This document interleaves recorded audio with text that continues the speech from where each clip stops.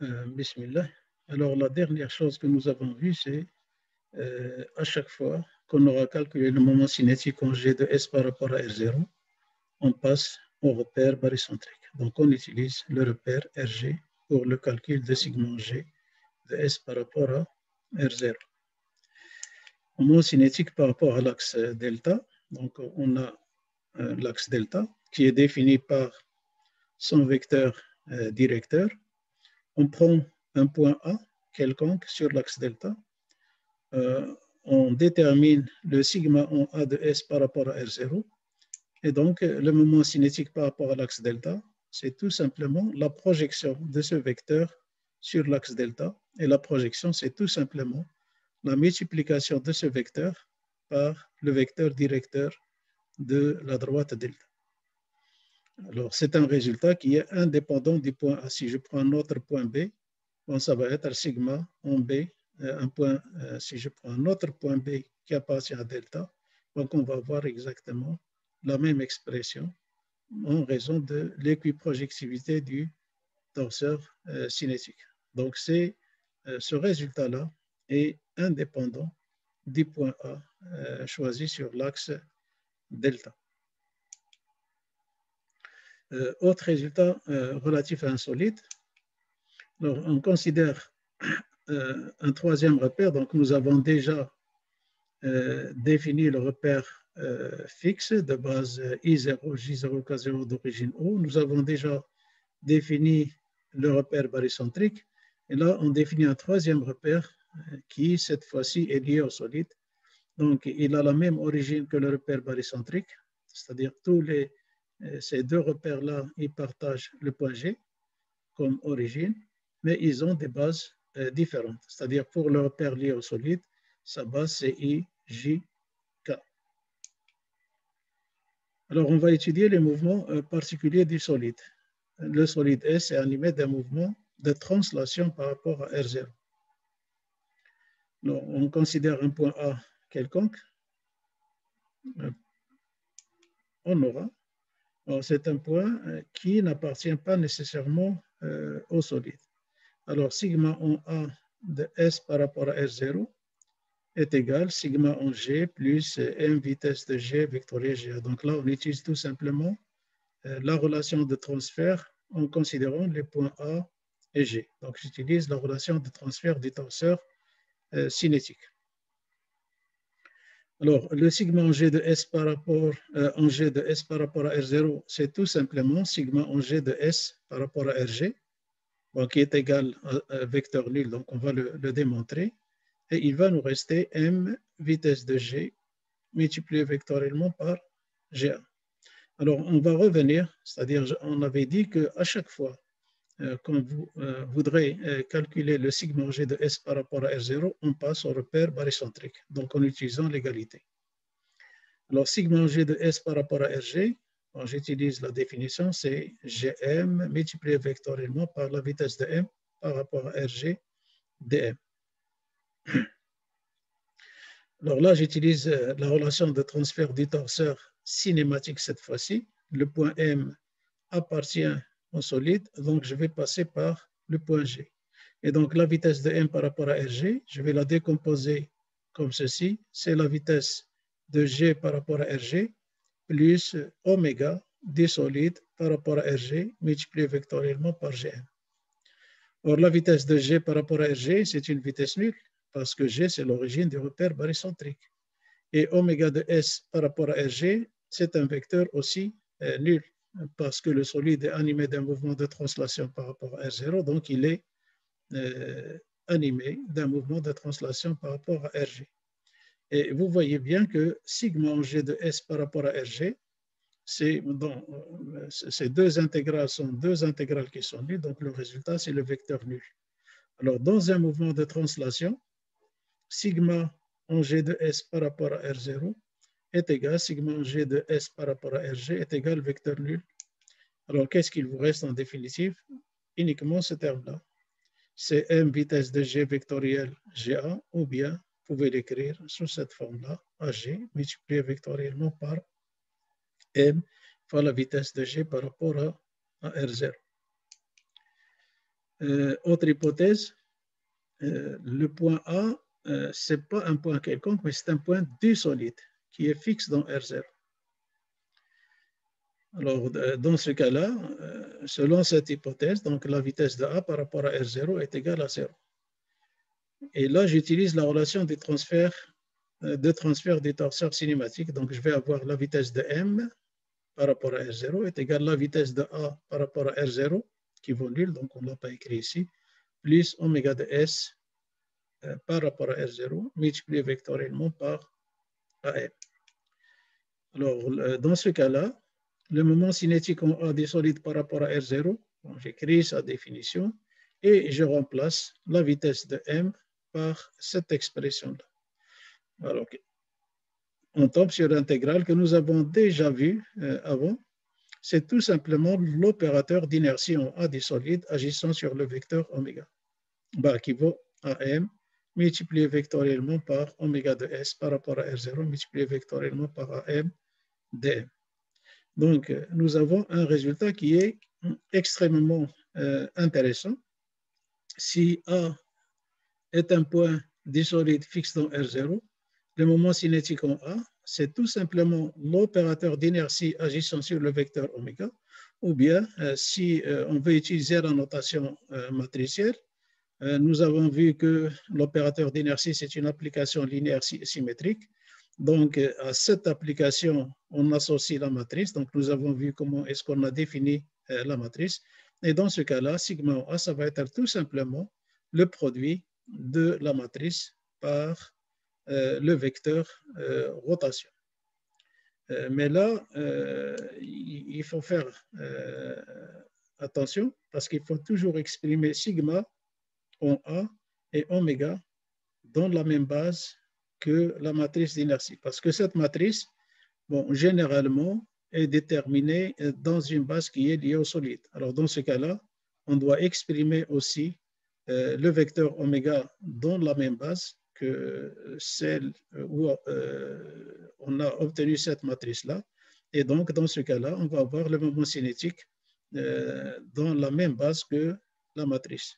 C'est-à-dire, on ne peut pas faire le produit avec une matrice d'inertie calculée dans une base et l'autre exprimée dans une autre base. Donc, il faut que ces deux matrices soient déterminées dans la même base. Alors, on le dit sous une remarque qui est très intéressante. Il faut toujours exprimer sigma en A et oméga de S par rapport à R0 dans la même base que la matrice d'inertie en A. C'est la base de cette matrice qui gagne toujours. Alors, deuxième cas, le solide S est animé est en rotation autour d'un axe delta fixe dans R0. Alors, si on prend un point A appartenant à delta, alors ce point A, on peut le considérer aussi comme un point du solide. Donc, on va tomber dans l'hypothèse du point A fixe dans R0. Ça veut dire la vitesse de A par rapport à R0 est égale vecteur nul. Et je peux utiliser encore une fois la relation de transfert. La vitesse de M par rapport à R0, c'est oméga multiplié vectoriellement par AM. Alors, le oméga, c'est quoi? C'est tout simplement la résultante du torseur cinématique. Le vecteur oméga, il est toujours porté par l'axe de rotation qui est en même temps l'axe central du torseur cinématique. Et donc, le vecteur oméga est collinéaire avec U. Alors, ici, la vitesse de A est égale à R0. Alors, je reviens à l'expression du moment cinétique en A. Je remplace la vitesse de M par son expression. Donc, voilà. Donc, là, j'utilise la définition. Là, on remplace la vitesse de M par oméga de S par rapport à R0 multiplié vectoriellement par AM. Et donc, on tombe sur un résultat qui est similaire à celui qu'on a obtenu tout à l'heure. Le point A est un point fixe dans R0. Mais là, la différence, c'est que le point A, c'est un point qui appartient à delta, donc c'est un point qui peut être considéré comme un point du solide. Alors, dans ce cas-là, on peut écrire oméga de S par rapport à R0, oméga I, parce que oméga est toujours porté par l'axe, donc il est collinéaire avec U. Donc, on peut l'écrire sous la forme oméga U. Alors, pour le moment cinétique par rapport à l'axe delta, bon, c'est sigma en A multiplié vectoriellement par U. Alors, notez bien ici que la vitesse de A est nulle, mais le sigma en A, il n'est pas nul. Alors, donc c'est U multiplié par l'opérateur d'inertie en A agissant sur le vecteur oméga. Le vecteur oméga, je vais le remplacer par oméga U. Le oméga est un scalaire, donc je peux le faire sortir. Et donc, on obtient U multiplié scalairement par l'opérateur d'inertie en A agissant sur le vecteur U. Et ça, c'est quoi? C'est tout simplement le moment d'inertie par rapport à l'axe delta.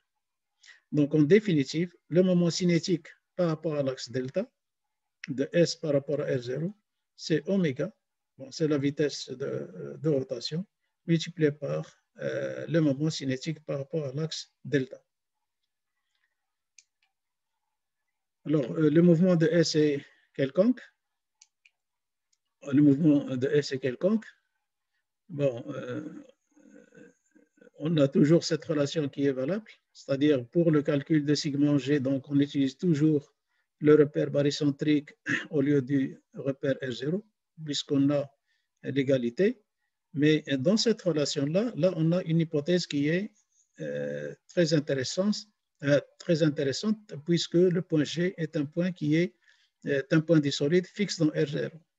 Donc, le sigma en G de S par rapport à RG, c'est l'opérateur d'inertie en G multiplié par le vecteur oméga de S par rapport à RG. C'est-à-dire on exploite les résultats du fait que le point G est un point du solide fixe dans RG. Donc c'est l'opérateur d'inertie en G multiplié par le vecteur oméga. Donc on l'écrit comme ceci, ou agissant sur le vecteur oméga, puisque oméga de S par rapport à RG, c'est aussi oméga de S par rapport à R0. Et donc le sigma en G de S par rapport à RG, qui est égal sigma en G de S par rapport à R0, donc est égal l'opérateur d'inertie en G multiplié ou agissant sur le vecteur oméga. Et donc vous voyez bien l'intérêt de travailler dans le repère RG et vous voyez bien aussi l'intérêt de cette égalité. Parce que dans cette égalité, on a des hypothèses qui sont vérifiées, qui conduisent à des relations qui sont facilement exploitables, comme c'est le cas ici. Alors, en revenant à l'expression générale, sigma en O de S par rapport à R0, donc c'est sigma en G de S par rapport à R0 plus M en G, donc là on utilise la relation de transfert du torseur cinétique. Je remplace sigma en G de S par rapport à R0 par l'expression qu'on vient de trouver. Donc c'est l'opérateur d'inertie en G agissant sur le vecteur oméga, plus l'autre terme. Donc le sigma en O de S par rapport à R0, c'est la somme de deux quantités. Il y a une qui caractérise la rotation, c'est-à-dire en l'absence de rotation, ce terme-là, cette expression-là va s'annuler. C'est ce que nous avons vu lorsque le solide était animé d'un mouvement de translation. Donc l'oméga est égal à 0 et donc le terme correspondant à la rotation va disparaître. On aura tout simplement la translation. Bon, torseur dynamique. Alors, la même chose, donc on va définir une quantité d'accélération. Bon, on va appeler résultant dynamique, vous allez voir pourquoi. Alors, la quantité d'accélération des solides, c'est tout simplement l'intégrale de cette quantité d'accélération élémentaire du point M ou de l'élément qui est construit autour du point M. Comme l'accélération, c'est tout simplement la dérivée de la vitesse déjà calculée dans le repère R0, fait la même chose, donc on intervertit la dérivation avec l'intégrale et on obtient la dérivation par rapport au temps de cette quantité. Et cette quantité-là, c'est tout simplement la quantité de mouvement, c'est la masse multipliée par la vitesse de G. Puisque la masse est une constante, donc on va dériver la vitesse de G, qui est déjà calculée dans le repère R0. On va la dériver dans le repère R0, donc on obtient la masse multipliée par une accélération de G dans le repère R0.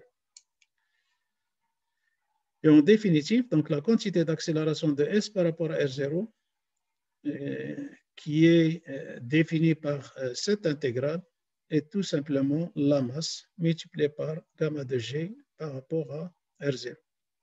Bon, on va l'appeler quantité d'accélération ou la résultante dynamique. On va voir pourquoi.